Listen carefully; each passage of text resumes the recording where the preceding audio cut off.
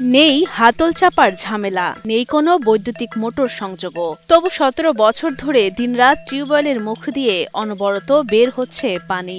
স্থানীয়দের কেউ বলছেন এটি আল্লাহর বিশেষ রহমত, আবার কেউ এটিকে দেখছেন আশীর্বাদ হিসেবে। তাই অনেকে মানত করে পানি পান করেন, আবার কেউ অজু করেন। তাদের বিশ্বাস এ পানি পান করলে মুক্তি পাওয়া যায় নানান রোগ বালাই থেকে এবং পূরণ হয় মনের বাসনা। তার জন্য এটা একটু দেখে গেলাম, পানিও খেয়ে গেলাম, উপভোগ করলাম, একটু ভালো লাগলো। এটা বসানোর পর থেকে এইভাবে পানি পড়তেছে অনবরত। অনেকে আসে দূর থেকে আসে, মাজার জারাত করে পানি খায়, উঁচু করে। অনেকে নিয়ত করে খায় কোনো অসুখ হলে যে এটা আল্লাহর কাছে মাফ করে।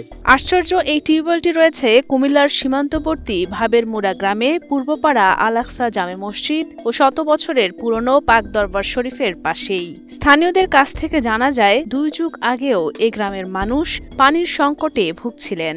এক পর্যায়ে নলকূপ স্থাপন করা হয় ঠিকই, তবে হাতল দিয়ে চাপ না দিতেই বের হয় পানি। আর তাই প্রতিদিন আশেপাশের গ্রামসহ সীমান্ত পেরিয়ে ভারতের ত্রিপুরা থেকেও মানুষ আসেন টিউবওয়েলটি দেখতে এবং পানি সংগ্রহ করতে। অনেক ভক্ত আসে কিন্তু পানি খায়, কত কষ্ট হয়েছে, আর খাওয়া কষ্ট লাগে না, যার যে খাওয়া দাওয়া শেষ হয় একটু পানি দিয়ে গেল। আবার অনেক মানুষ পানি খায়, অনেকে আমার বইলা যায় পরে গিয়ে এই শুধু এই নিয়তে খাইছি, আমার এই নিয়তে আল্লাহ পূরণ করছে। দেখছি অনেক কল আছে, চাপ দিয়ে না একবার বয়সে ঠিকই, কিন্তু পানি নেই। আমার ভিতরে ইয়া কল আছে, ওই সামা কল, প্রায় ৮০,০০০ টাকা কলটা বয়সে, কারণ সুইচ দিলে আনি ওরে, আর এটা তো সুইচ লাগে না। এই পশ্চিমা মসজিদে আসলাম ২০ বছর মতো, তো আমি আমার পরে এই কলম বসাইতে আছি।